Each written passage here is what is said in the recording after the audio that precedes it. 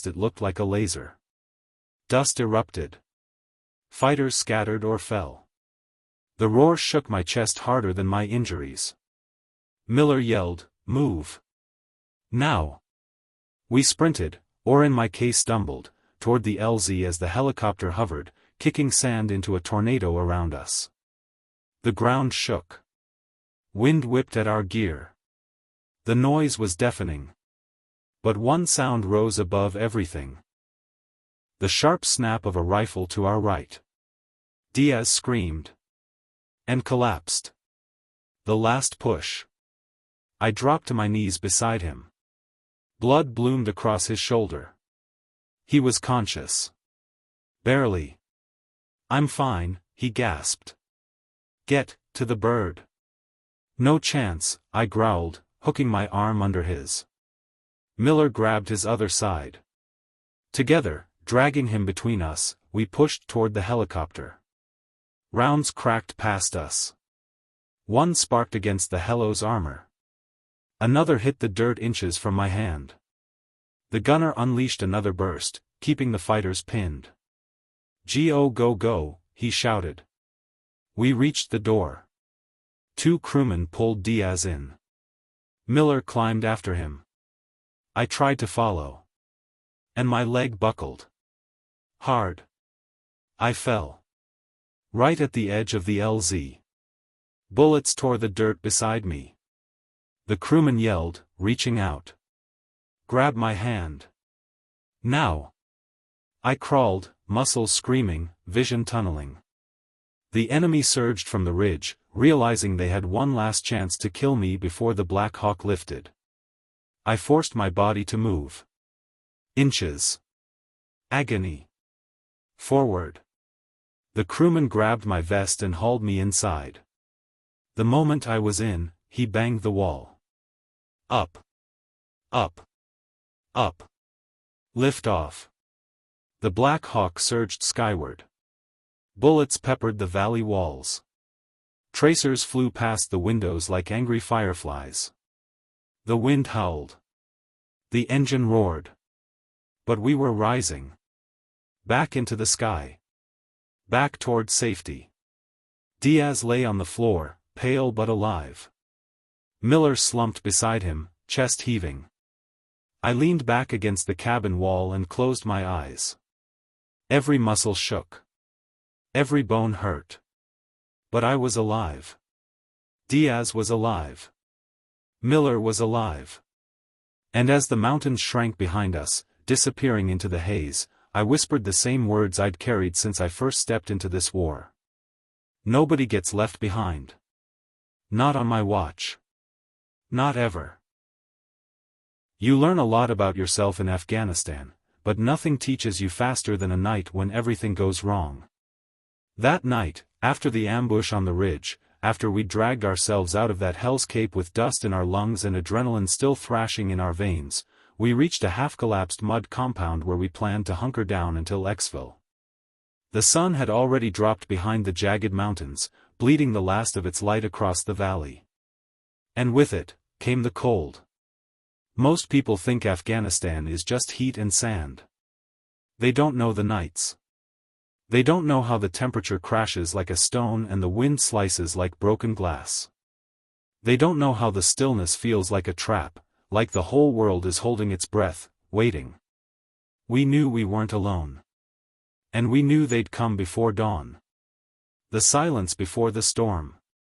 "Check your sectors," I whispered as we settled behind the compound walls. My ribs still ached from the blast earlier, like a fist was gripping my chest. Carter was patching what was left of his sleeve, and his arm, after the ricochet that tore through it. Morales was quiet, staring at the horizon like he could see danger before it arrived. And Mason looked terrible. His leg had swollen twice its size, his face pale in the moonlight. He gritted his teeth every time he moved. But he never once complained.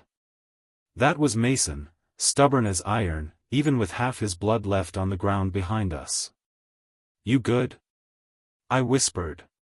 He nodded. "Yeah. Just, try to keep the war down to a low roar tonight." He always had a joke, even when death was sitting right next to him. Movement. North Wall. It was around midnight when Morales spoke. His voice was flat, steady, but I heard the tension under it. I lifted my NVGs. Shadows. Too many to be goats, too slow to be civilians. They moved like men who believed the night belonged to them. "They're repositioning," I whispered. "They're surrounding us." Carter muttered, "Guess they didn't get the memo that we're having a rough day." We braced ourselves. Checked ammo quietly. Every sound seemed too loud, the click of a magazine, the rustle of gear, the faint wind slapping at torn fabric. We weren't supposed to be heroes that night. We were supposed to survive. But sometimes, surviving is the bravest thing you can do. The first shot. It came at 1:17. A single crack of a rifle. Sharp. Clean. The round smacked into the mud wall inches from my head, sending a spray of dirt over my face. "Contact!" Carter shouted. The valley exploded. Rounds stitched the walls around us. Mortar tubes thumped in the distance, and the night sky flashed like a strobe light. We returned fire, short, disciplined bursts. The muzzle flashes from their positions lit the hillside like fireflies. We were outnumbered, low on ammo, and half dead, but every one of us fought like hell. Mason crawled to the firing slit despite his leg. "If I'm going down," he grunted, "I'm going down facing forward." That's something civilians never understand. Courage isn't loud. Sometimes it's just a wounded man refusing to lay down. Pinned. Around 2 o'clock, the shooting slowed. Not because they were gone, but because they were repositioning for something worse. A cold dread spread through my gut. "They're testing our lines," Morales whispered. "Figuring out where we're weakest." He was right. We were running low on ammunition, our radio was barely holding a signal, and backup was at least 2 hours out, assuming they could even reach us. That's when Carter spoke, voice calm, too calm. "We're not letting them take us. We hold this position until sunrise. No matter what." That was Carter, the type of leader who made you believe impossible things were possible. The push. At 3:06, they came again. This time, they charged straight up the slope, firing from the hip, shouting, trying to overwhelm us with noise and aggression. But they didn't expect what we gave back. The 4 of us unleashed every round we had. The compound walls shook with the force of the firefight. Dust rained from the ceiling, gun barrels glowed hot, and the world shrank into flashes of green NVG light and silhouettes moving through smoke. I saw Morales drop 3 men with clinical precision. I saw Carter stand firm even as rounds chewed the wall beside him. I saw Mason, God bless him, firing while his hands trembled from blood loss. We pushed them back. Inch by inch. Breath by breath. But victory has a cost. A round hit Morales in the shoulder, spinning him backward. He fell hard, his rifle clattering from his grip. Man down.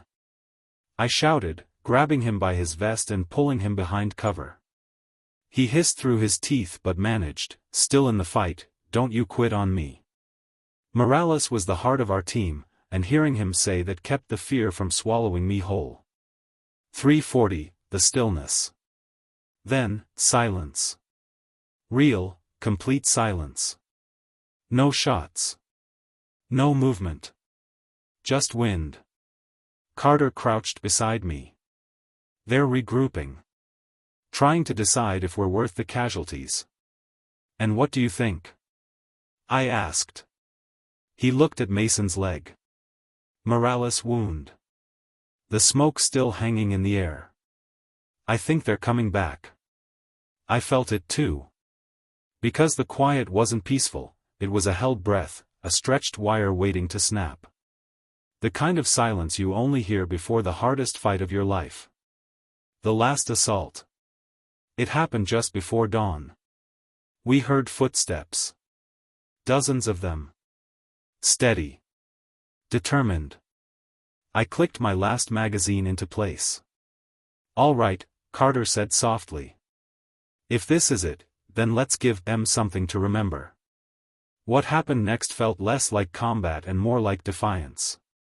We fought with everything we had left, our last rounds, our knives, our fists, our will. Smoke swallowed the courtyard. Sparks flew as bullets ripped through metal.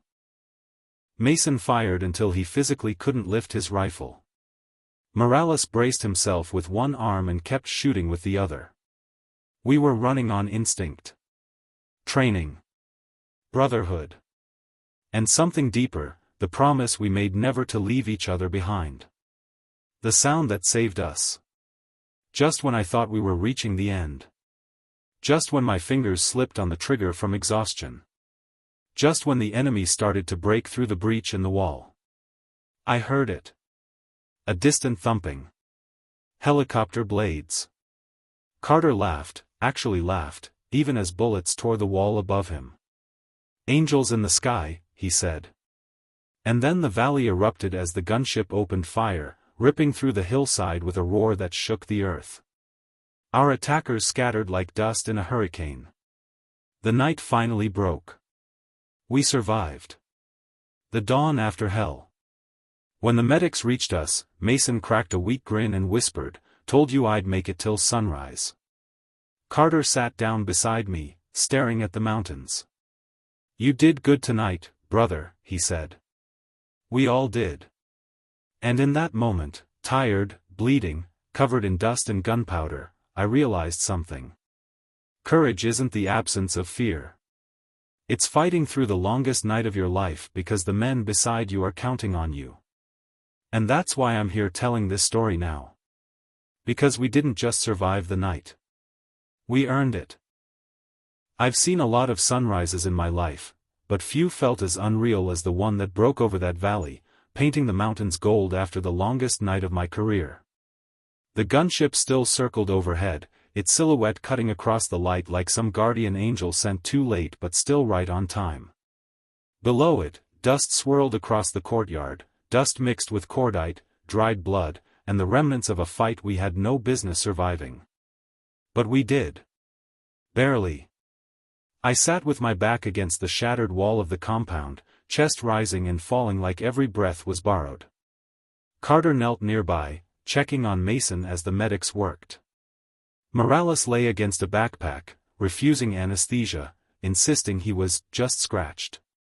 We all knew he was lying, but that was Morales, heart of a lion, even with a bullet in his shoulder.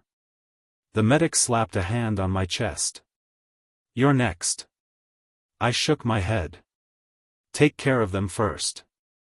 He gave me the look medics give stubborn soldiers. You're all bleeding. No heroes today. Too late for that, I thought.